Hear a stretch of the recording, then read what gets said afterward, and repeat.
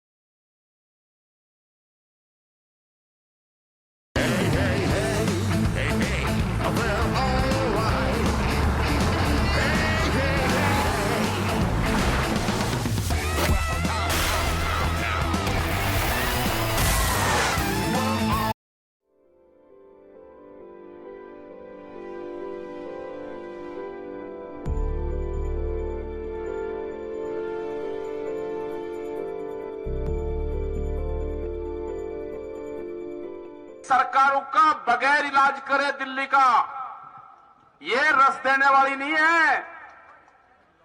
इन्होंने जाति में बांटा, धर्म में बांटा, अब किसान बटने वाला नहीं है। आप अपने ट्रैक्टर लेके जब आपको बताया जा दिल्ली की तरफ को चलना पड़ेगा, बैरिकेटिंग दिल्ली के फिर तोड़ने पड़ेंगे। अपनी फसल को विधानसभा, कलेक्ट्रेट और पार्लियामेंट पे अपनी फसल बेचनी पड़ेगी। प्रधानमंत्री ने कहा कि अपनी फसल को कहीं पे भी बेच लो, हम कहीं पे ही बेच कर दिखाएंगे, मंडी के बाहर बेच कर दिखाएंगे, जो भारत सरकार का रेट है उस पर बेच कर दिखाएंगे, पार्लियामेंट पे अपनी फसल बेच कर दिखाएंगे। पार्लियामेंट से बढ़िया मंडी नहीं हो सकती। 3.5 लाख ट्रैक्टर पहले गए, दिल्ली के अंदर फिर ट्रैक्टर जाएंगे, दिल्ली के अंदर फिर ट्रैक्टर जाएंगे। और अब क्या कह के जाएंगे, जिस दिन संयुक्त मोर्चा तारीख देगा, आपकी जिम्मेदारी है कि आप राजस्थान की तरफ से दिल्ली को घेरो।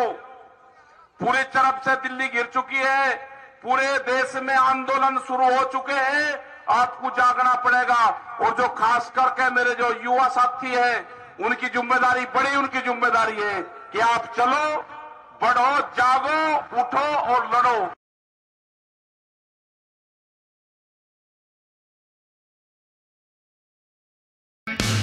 हाय, आपके साथ मैं हूं Surabhi Sharma. India TV YouTube channel subscribe करिए, बेल आइकन दबाएं।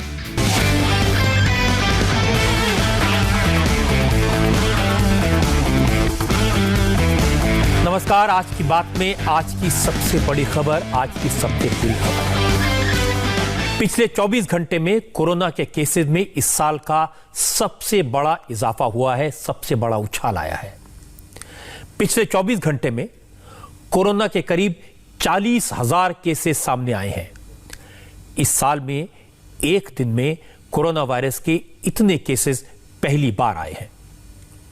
पिछले 9 दिन से केसेस लगातार बढ़ रहे हैं, लेकिन यह फिगर 40,000 तक पहुंच जाएगा, इसका अंदाजा किसी को नहीं था। इसीलिए ये चिंता की बात है। लेकिन क्या इसका मतलब यह है कि हमारे मुल्क में कोरोना की सेकंड वेव आ चुकी है? तो मैं आपको इतना कंफर्म कर सकता हूं कि फिलहाल देश में कोरोना की सेकंड। हाय, आपके साथ मैं हूं Surabhi Sharma. India TV YouTube channel subscribe करिए, बेल आइकन दबाएं।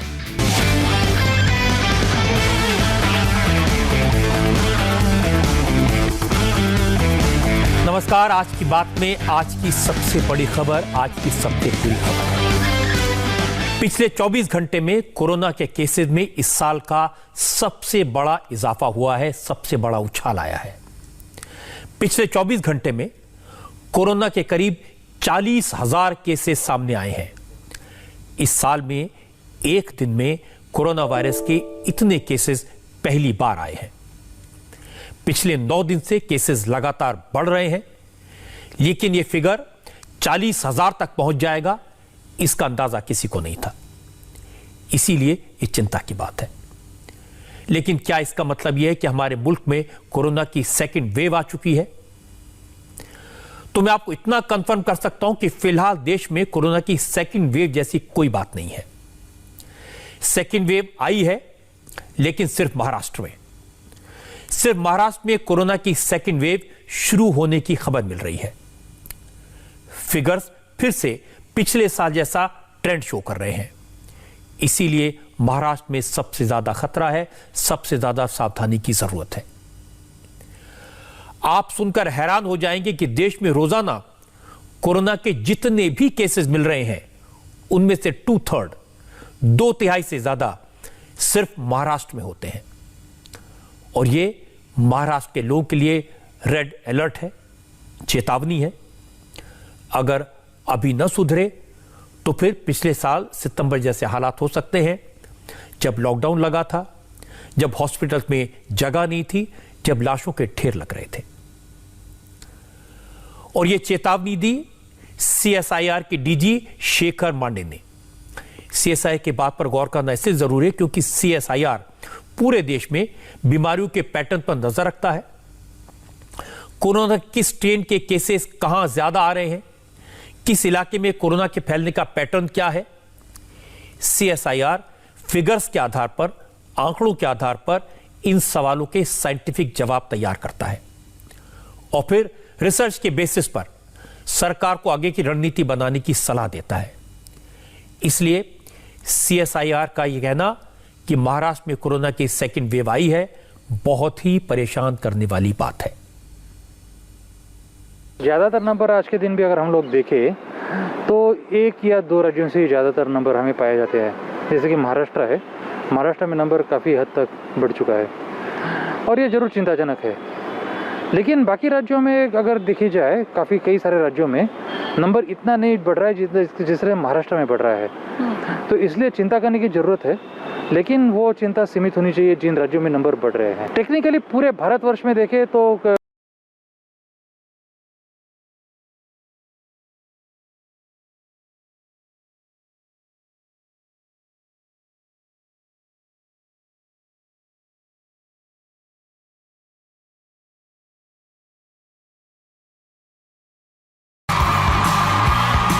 जब सवाल मुस्कुराकर पूछे जा सकते हैं, चिल्लाने की क्या जरूरत? जब इरादा सीधे सीधे खबरें दिखाने का हो तो लोगों को लड़वाने की क्या जरूरत?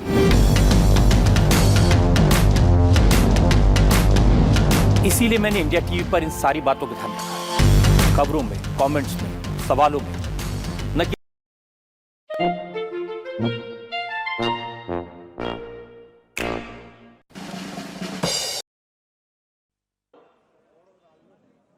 मगर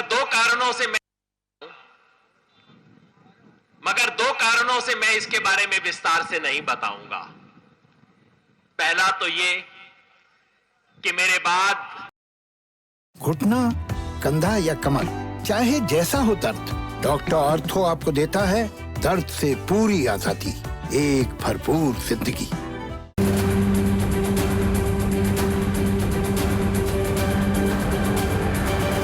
नमस्कार, मैं हूं संदीप चौधरी। आज सबसे बड़ा सवाल में फिर से बात करेंगे हम किसानी की। किसान आंदोलन को आज 118 दिन हो गए हैं। 26 तारीख को 4 महीने पूरे हो जाएंगे इस किसान आंदोलन को, लेकिन बातचीत के दरवाजे खुल नहीं रहे हैं। 22 जनवरी से वो बंद हैं। कानूनों को लेकर अब सिर्फ किसान ही नहीं, जानकार भी, पूर्व नौकरशाह जो कानून की पेचीदगियां जानते हैं, अब वो सवाल उठाने लगे हैं। और जिन्हें मुट्ठी भर किसान कहा जा रहा था, अब दरअसल और किसान संगठन जो हैं वो भी सामने आ रहे हैं, साथ आ रहे हैं। राष्ट्रीय किसान समन्वय समिति एक बनी है और इसके सदस्य कौन हैं? एक तो मेरे मेहमान, अभी उनका परिचय कराऊंगा। बद्री नारायण चौधरी, भारतीय किसान संघ के महासचिव, मेरे शो पर लगातार आते रहते हैं। VM सिंह, राष्ट्रीय किसान मजदूर संगठन के अध्यक्ष हैं। विट्ठल पवार, शेतकारी संगठन, शरद जोशी वाले शेतकारी संगठन से जुड़े हैं। राजा राम त्रिपाठी, ये अखिल भारतीय किसान महासंघ के संयोजक हैं। और ये लोग क्या कह रहे हैं? ये कह रहे हैं कि देखिए 5 चीजें सरकार को तत्काल करनी चाहिए। वो 5 चीजें क्या हैं? हर हाल में लाभकारी मूल्य मिलना चाहिए।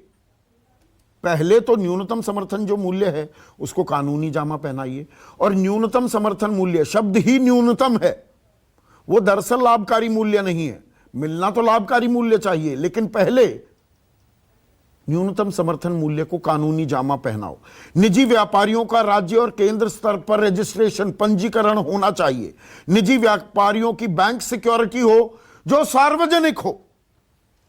ये नहीं जी माल लिया और भाग गए और किसान भागता फिर रहा है, दौड़ता फिर रहा है, अपनी जूती घिसवा रहा है, एड़ियां रगड़ रहा है अदालत में। विवाद के समाधान के लिए स्वतंत्र कृषि न्यायालय हो। ये नहीं ये नॉर्मल कोर्ट्स जो चल रही हैं, एग्रीकल्चर कोर्ट्स होनी चाहिए, एग्री कोर्ट्स। और सब विवादों का निपटारा किसान के गृह जिले में ही हो, कि आप सोनीपत के हैं या रोहतक के हैं या बागपत के हैं या मेरठ के हैं, सहारनपुर के हैं, मुजफ्फरनगर के हैं, तो वहीं पर निदान हो, वहीं पर निपटारा हो। और ये संयुक्त किसान मोर्चा से जुड़े हुए नहीं हैं, तो कहीं ना कहीं आपस में सिर्फ टव्वल के बीच भी एक आम राय तमाम किसान संगठनों में बन रही है, लेकिन सरकार के कानों में यह आवाज नहीं आ रही है। तो संयुक्त किसान मोर्चा क्या कर रहा है?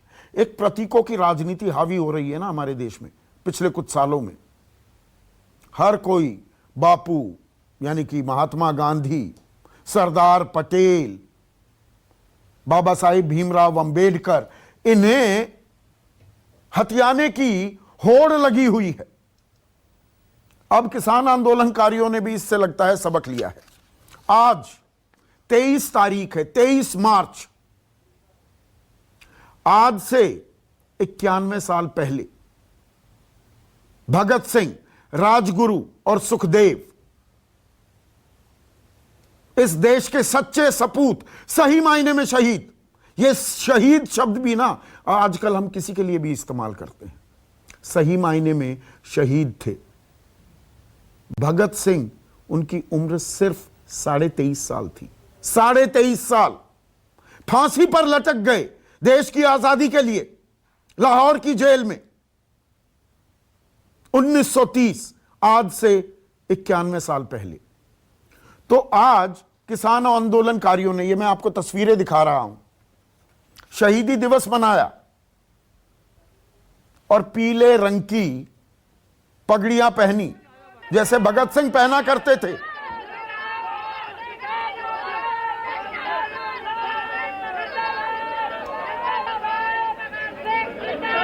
तो किसान कह रहे हैं हम शहीद भगत सिंह हैं। 1907 में शहीद भगत सिंह, जब उनका जन्म हुआ था, दरअसल उनके चाचा अजीत सिंह ने किसान आंदोलन किया था, पगड़ियों संभाल जट्टा।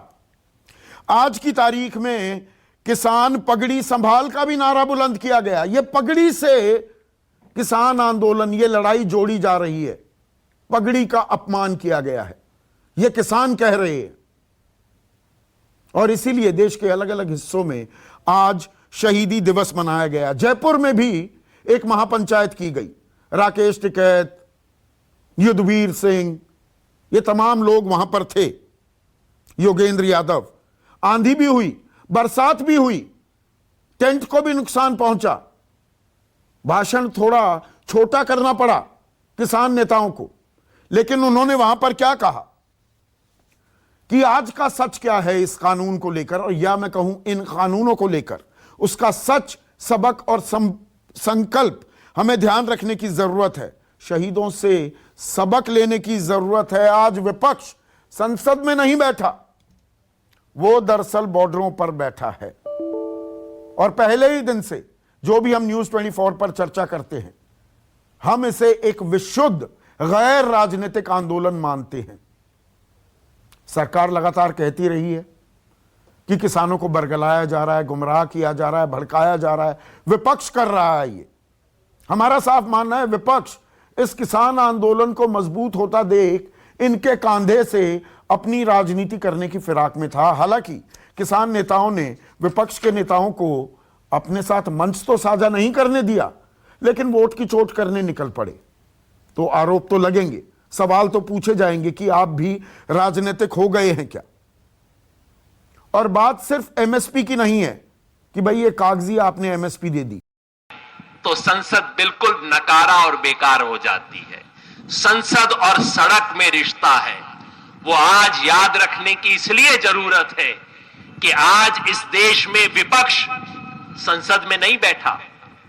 जो पार्टी के प्रतिनिधि हमारे साथी बैठे हैं उनसे माफी मांगते हुए मैं कहना चाहता हूं, आज इस देश का विपक्ष संसद में नहीं है, आज इस देश का सच्चा प्रतिपक्ष सड़क पे है, सिंगू बॉर्डर पे है, टिकरी बॉर्डर पे है, गाजीपुर पे है, शाहजहांपुर पे है, इस मंच पे बैठा हुआ है।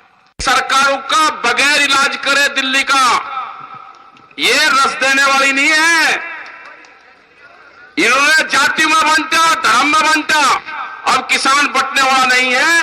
आप अपने ट्रैक्टर लेके जब आपको बताया जा दिल्ली की तरफ आपको चलना पड़ेगा, बैरिकेडिंग दिल्ली के फेर तोड़ने पड़ेंगे, अपनी फसल को विधानसभा, कलेक्ट्रेट और पार्लियामेंट पे अपनी फसल बेचनी पड़ेगी। तो ऐसे में आज का सबसे बड़ा सवाल, आंदोलन को जिंदा रखने के लिए प्रतीकों की तलाश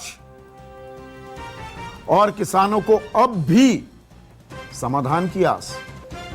हल तो निकलना ही है, निकालना ही होगा, यह सरकार की भी जिम्मेदारी है और आंदोलनकारी किसानों की भी, कि वो भी व्यवहारिक हों अपनी मांगों को लेकर।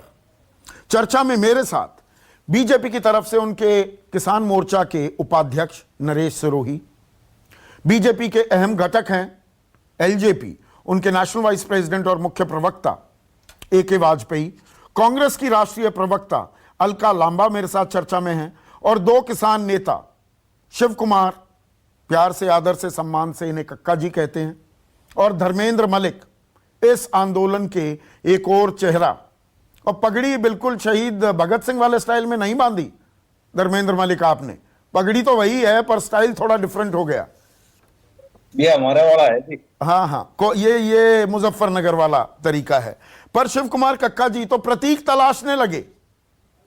राजनीतिक दल प्रतीकों की राजनीति किया करते थे, अब आप शहीदी दिवस मनाएंगे, भगत सिंह का नाम लेकर किसानों के आत्मसम्मान, पगड़ी संभालने की बात करने लगेंगे।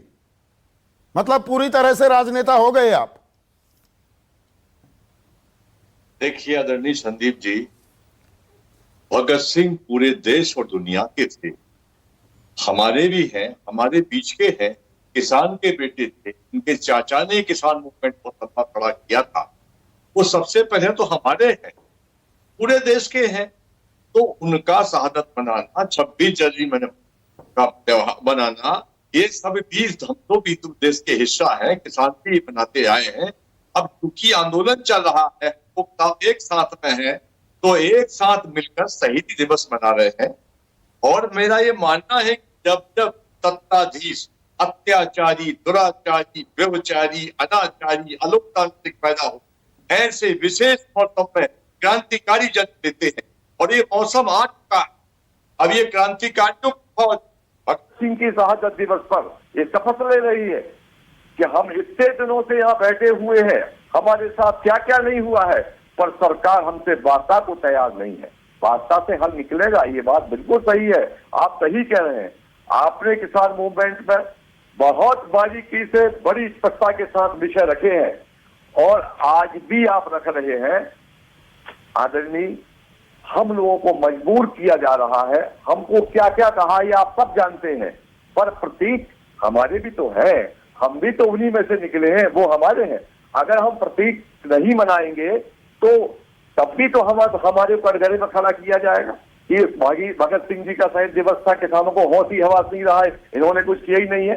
तो हम इन्हीं के बीच से निकले हुए लोग हैं, गांव के लोग हैं, भगत सिंह भी गांव के थे, किसान के बेटे थे, कोई बाहर के नहीं थे। वो कड़वी बात पूछूं एक, कक्का जी एक कड़वी बात पूछूं, दरअसल ये गत आपको शहीद भगत सिंह को याद करना पड़ा और याद करना आपका हक है जी। ये देशवासी कोई भी भगत सिंह का स्मरण करके देशभक्ति की बात कर सकता है, लेकिन दरअसल इस देश में किसानों की और किसानी की दिक्कत यह है, और ये पिछले 20-30 सालों में अगर आप देखेंगे, 20 साल खासकर, कोई बड़ा किसान नेता ही नहीं है।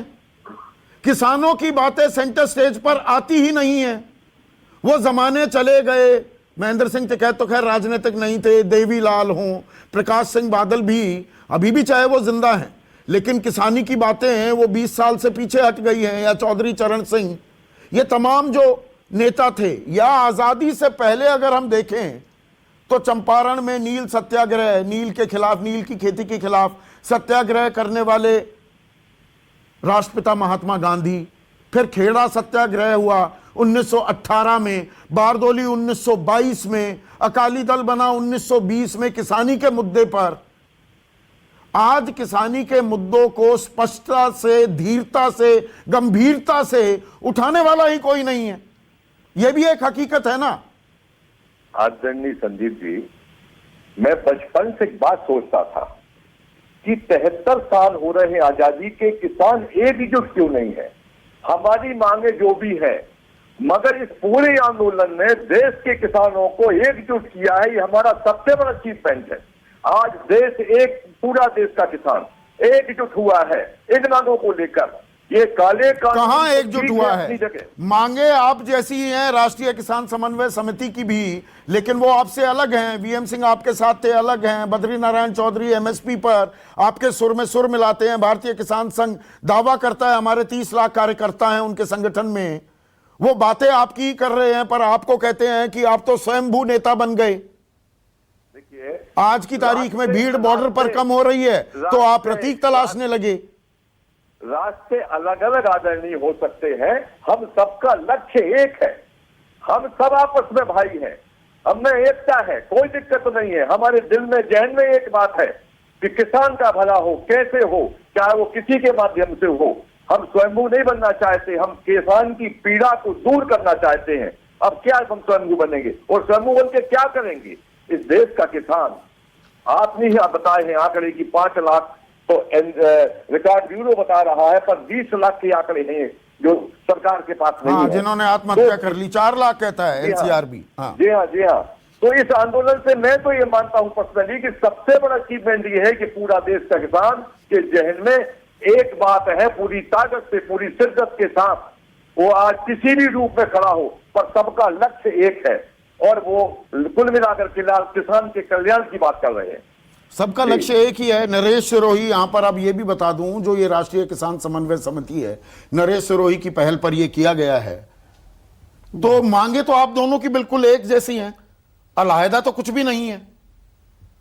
नहीं, अलहदा कुछ नहीं है, केवल जो आंदोलन करने का तरीका है। मैं अपने बाकी साथियों से भी यही कहता रहा कि इस किसानी के मुद्दे पे जो वास्तविक मुद्दे हैं वो हमको फोकस में। वास्तविक मुद्दा यह है, किसान मेहनत करता है, हमारे पेट भरता है, अन्नदाता हम कह देते हैं, जय किसान हम कह देते हैं, लेकिन वो 8,900 रुपए प्रति माह कमाता है।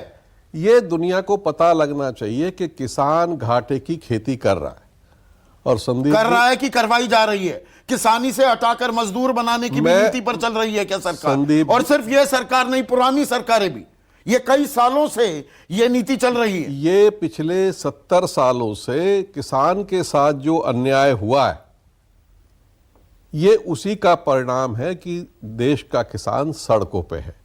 किसान नेता जितने भी हमारे देश भर में हैं, वो सब आप लोग जानते हो कि कौन कितनी भीड़ इकट्ठी कर सकता है, कितने इकट्ठे कर सकता है। ये पेट की आग है जो लोगों को सड़क पे लेके आई है, और इस अन्याय से किसान को मुक्ति मिलनी चाहिए। किसान के साथ जो अन्याय हो रहा है, जो बाजार की सापेक्ष मूल्य नीति है, टर्म्स ऑफ ट्रेड जिसे आप बताते हैं, वो किसान के विपरीत है। और अब से नहीं, सरकार को समझ नहीं आ रही क्या? ये भारतीय किसान संघ राष्ट्रीय स्वयंसेवक संघ से जुड़ा हुआ है, वो कहते हैं लाभकारी मूल्य मिलना चाहिए। ये लाभकारी मूल्य मिलना चाहिए, इसी को लेके। और जो तीनों कानून आए हैं उनमें जो सुधार हो सकते हैं, आपने पढ़ के बताया, मैं दोहराना नहीं चाहूंगा, उनमें सुधार होना चाहिए। और किसान को कैसे लाभकारी हम मूल्य दे सकते हैं, उसके लाभ। एमएसपी नहीं मिल रहा। हाँ, तो उसी के लिए लड़ाई। एमएसपी तो लाभकारी नहीं है ना, सरकार कह देती है था रहेगा। नहीं, देखिए, आप भी जानते हैं, हम भी जानते हैं, एमएसपी था, है और रहेगा, लेकिन कितने लोगों को मिलता है, रहेगा, कितने को मिलता है, कितने को मिलेगा और आगे कितने को मिलने वाला है। नहीं, इसमें सबसे बड़ा उदाहरण, क्योंकि आप उस इलाके से आते हैं, एमएसपी को भूल जाइए, वो तो प्रशासनिक आदेश है। शुगर केन एक्ट है इस देश में, गन्ना किसान का भुगतान 14 दिन में करना अनिवार्य है, कानूनी है, और ना दिया जाए, वो भुगतान ना किया जाए तो 14 दिन के बाद का ब्याज भी देना होगा। आज तक मिला है क्या? 68 से वो कानून है। नहीं, यहां तो कानून पर भी नहीं मिल रहा, प्रशासनिक आदेश पर एमएसपी पर खरीदी कैसे हो जाएगी? इसीलिए किसानों का जो अविश्वास इन कानूनों के प्रति हुआ है, वो केवल इसलिए हुआ है कि पहले से जो कानून है उसका अनुपालन नहीं हो पा रहा है, और केवल इस सरकार किसान में बटे हुए भी है ना। आप लोग अलग हैं, मतलब एक मोर्चे पर तो नहीं आ रहे, बात एक जैसी कर रहे हैं। देखिए संदीप जी, किसानों के मुद्दे बड़े हैं, किसान नेता बड़े नहीं है। किसानों के जो मुद्दे हैं वो एक हैं और बड़े हैं। तरीका अपना अपना है आंदोलन करने का, बात करने का। मान लो मैं सरकार का हिस्सा हूं, तो मैं सरकार के अंदर ऐसा नहीं है कि अपनी बात नहीं कहता। नहीं, ये दिक्कत है क्या किसानों की? आज भी ये दिक्कत है क्या नरेश सिरोही, कि कुछ संगठन बीजेपी के किसान संगठन हैं, कुछ कांग्रेस के किसान संगठन हैं, कुछ किसी और के हैं, और बाकी घूम रहे हैं कि जी हम किसी के नहीं, पर हमारा भी किसान संगठन है।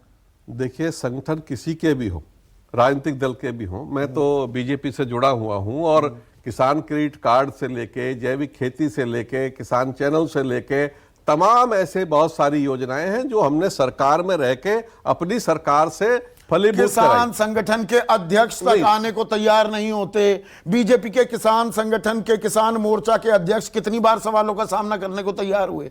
यह भी एक हकीकत है ना। विंडो ड्रेसिंग हो रही है जी, आपने तो कहने को, बीजेपी ने तो चलो बना भी दी, अभी मैं कांग्रेस वालों से भी पूछूंगा इनके किसान संगठन का क्या हाल है। नहीं संदीप, ये किसानी की समस्या है क्या? नहीं, लिप सर्विस। देखिए संदीप जी, राजनीतिक दल के अंदर का जो आजकल पूरे देश में वातावरण है ना, खाली एक दल में नहीं, सभी दलों में लगभग एक सी हालत है। मैं कह रहा हूं हम लोगों को इससे उबरना चाहिए, और अपने संगठन के सामने और अपने नेतृत्व के सामने भी अपनी बात कहने का साहस होना चाहिए, और खुल के कहनी चाहिए, इसमें कोई बुराई नहीं है। नहीं, मुझे ध्यान है, आप जब मैं जिस वर्ग से आता हूं, ओपी धनखड़ अध्यक्ष हुआ करते थे, कुर्ता उतार कर प्रदर्शन करते थे, आज कमरे से बाहर नहीं निकलते हैं बताने के लिए कि क्या समस्या वाजिब है या ये राजनीति से प्रेरित है। नहीं, मैं कहता हूं इस गलत तो नहीं कह रहा, आप सही कह रहे हैं, लेकिन इस बात से अपने को आगे आना चाहिए। हम लोग जिस वर्ग से आते हैं, किसानी खेती के वर्ग से आते हैं, तो हम यहाँ कोई रबड़ी चाटने नहीं आते। हम यहाँ केवल अपने वर्ग की पैरोकारी करने के लिए आते हैं, उसके हितों के संरक्षण के लिए आते हैं। इसमें मेरे नेतृत्व को भी कोई बुरा मानने की जरूरत नहीं है, और मेरा नेतृत्व बुरा भी नहीं मानते हैं ना। नहीं, बुरा नहीं मानते। बुरा ना मानते हो तो 2 महीने से बातचीत अगर बुरा मानते तो मैं तो नरेंद्र तोमर जी को कह चुका कि हमको ये सुधार करने चाहिए, तो मुझे बाहर निकाल दिया होता अब तक तो ऐसा नहीं, जल्दी हो जाएगी। नहीं, ऐसा नहीं है। ऐसा नहीं है संदीप जी। जब अटल जी की सरकार थी, तब भी हमने कुछ मात्रात्मक सुधार वाली बात आई थी, तब भी हमने उसका विरोध किया था और कहा था कि ये नहीं होना चाहिए। तो ऐसा नहीं, सबने स्वीकार किया था, और बहुत सारे लोग कह रहे थे कि आपसे पूछा गया कानून बनाने से पहले, सलाह ली गई थी आपकी? इस बार नहीं ली गई। नहीं ली गई ना, इस बार नहीं ली गई। आपकी ली गई थी कभी। एक मिनट, ए.के. वाजपेयी साहब, एलजेपी की राय ली गई थी कानून बनाने से पहले? सब रिकॉर्ड पे है कि कितने लोगों से पूछा गया था। कितने लोगों से? 2 बार 93 लाख लोगों का एक डेटा बैंक। बीजेपी के प्रवक्ता बताते बताते थके नहीं मुझे, और मैं ये कहता मैं भी नहीं थकता मैं भी नहीं हूं कि जी वो डेटा, वो डेटा बैंक बता तो दो, हम बताएं तो देश को। 93 लाख लोगों से रायशुमारी की गई थी, वो डेटा आज तक नहीं हुआ है सार्वजनिक। संदीप जी, आप एक बात बताओ, ईमानदारी से बताओ। ईमानदारी से 73 साल अभी इन्होंने एडमिट किया, 73 साल कक्का साहब ने किया, तो हमारे पीछे क्यों पड़ गए भाई? हम तो 6 साल से आए हैं ना। अच्छा, मतलब हाँ 7 साल। एक सेकंड। अच्छा, ये कह दें, अब सुनिए, अब सुनिए ना, सुनिए। 2 wrongs make a right। नहीं, वो नहीं कह रहे। एक ने गलती की, हमने भी गलती कर दी, आप चुपचाप रहो। हम पूरे पीरियड की बात बता रहे हैं। हाँ। किसानों की हालत कोई हमारी गवर्नमेंट आने से नहीं हो गई, बल्कि हमारी गवर्नमेंट ने, एनडीए की गवर्नमेंट ने ये किया कि किसानों के लिए मैक्सिमम हो सकता था, अच्छा, उसके करने का प्रयास किया। चाहे उसमें स्वामीनाथन कमीशन की रिपोर्ट जितनी भी लागू की, वो भी इन्होंने लागू की। प्रधान किसान C2+50 लागू नहीं किया, कहा जा रहा है देश को। हम कब कह रहे हैं कि पूरा लागू कर दिया? हम कह रहे हैं कुछ ही हद तक। क्या बात कर रहे हो? किसी हद तक क्या बात कर रहे हो? सदन के पटल पर कहा गया है। कहा गया, लेकिन हमने किसी हद तक तो लागू किया। मैं किसी हद तक थोड़ा बताया गया। तो अब देखिए, हमारी सरकार ने प्रयास किए। प्रधानमंत्री जब मुख्यमंत्री थे गुजरात के, working group on consumer affairs के अध्यक्ष थे, 2011 में चिट्ठी लिखी थी ना कि स्टैट्यूटरी प्रोविजंस होनी चाहिए, कानूनी जामा पहनाओ एमएसपी को। तो सत्ता में आते ही क्यों बदल जाते हैं? समस्या बड़ी गंभीर है, ये सब किसान नेता मान रहे हैं। हाँ। और देखिए, जहां तक मैंने स्टडी करके नतीजे पे पहुंचा हूं, और सिरोही साहब भी सहमत होंगे, आप भी होंगे, कि एमएसपी ही मेन मुद्दा है। मैं तो पहले दिन से कह रहा हूं। एमएसपी में मुद्दा क्या है? खरीद। हाँ, 6% से बिलो आप बताते हैं खरीद होती है, तो वही मुद्दा है। गन्ना का उदाहरण दिया, जहां कानून है वहां नहीं खरीदी। अब सही आ गए, 20,000 करोड़ बकाया है इसी सीजन का। अब बिल्कुल सही आ गए कि एमएसपी को दुरुस्त कैसे करना है, ये तो कौन करेगा? कोऑर्डिनेशन कमेटी आ गई उसी पॉइंट पे। हाँ। और वीएन सिंह, अगर सरकार कब आएगी उस पॉइंट पर? सुनिए ना, सरकार भी आएगी। सरकार अभी भी तैयार है आने को। सरकार ने बार बार कहा, 12 मीटिंग करके, कि आइए, बैठिए बैठिए। और एक बात और बताइए कि ये जो पार्लियामेंट 31 एमपी कमेटी जो बनी थी, उसने तो कमोडिटी एक्ट को ओके कर दिया, अप्रूवल दे दी, तो इसको लागू करिए। तो ये क्या हो क्या रहा है? मतलब अपनी पार्टी क्या रहा है, मैं बता दूं आपको हो क्या रहा है। ये विपक्ष भी, अभी मैं अलका के पास जाऊंगा, नोटिफाई कर दी गई है एक्ट, डी नोटिफिकेशन किसने की? कानून अभी भी अमल में है।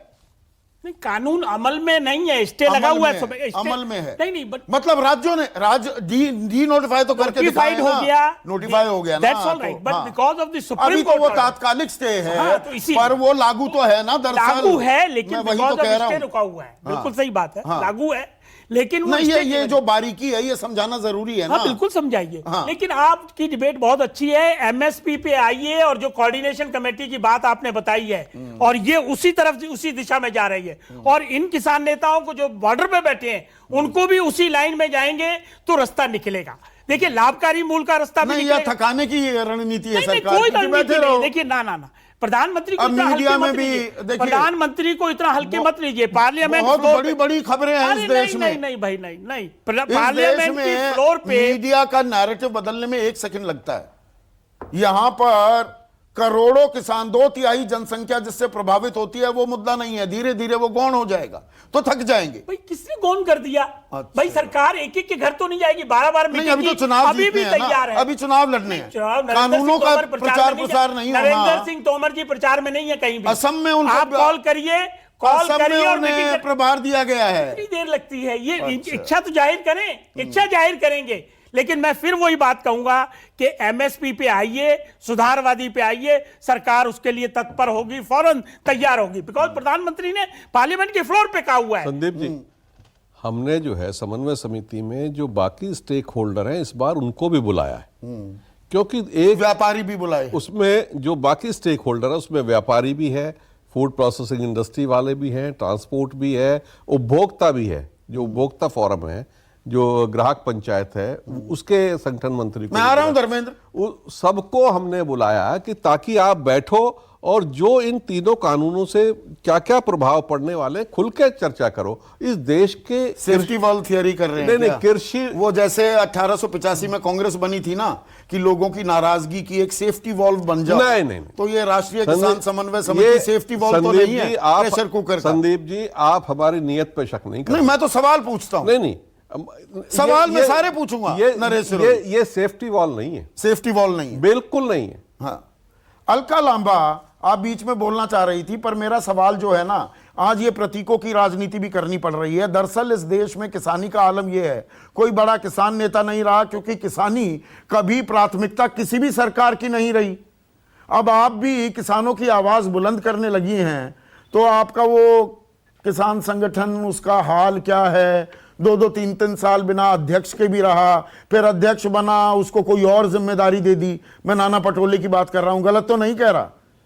ये विंडो ड्रेसिंग हो रही है कि हाँ हमारा एक किसान संगठन है, किसान मंच है।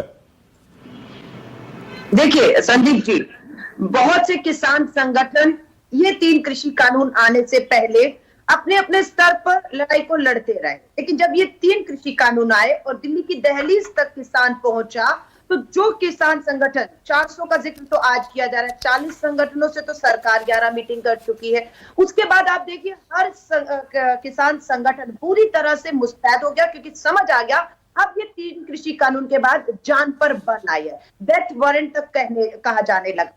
कहीं ना कहीं जो संगठन बहुत सक्रिय नहीं थे, मैं मानती हूँ कांग्रेस का भी संगठन उसमें एक हो सकता है, लेकिन जब से ये 3 कृषि विरोधी कानून आए हैं, हर संगठन के साथ कांग्रेस का संगठन पूरी ताकत के साथ खड़ा है। अब धोखा जो हो रहा है, वो सबसे बड़े धोखे को हमारे ही धोखा तो हमेशा से होता है किसान के साथ, धोखा कब नहीं हुआ मुझे ये तो बताइए। नहीं, मैं आपसे चलिए मानती हूँ इस बात को, लेकिन अब जो हो रहा है ये 70 साल में कभी नहीं हुआ। जो दिल्ली की दहलीज पर आकर 250 किसानों ने कुर्बानी दे दी, और आज शहीदी दिवस पर सरहद के जवान की शहादत को याद किया जा रहा है। सरहद पर, दिल्ली की सरहद पे किसान के शहादत को याद करके उसे जो है श्रद्धांजलि आज दी गई है। ये कभी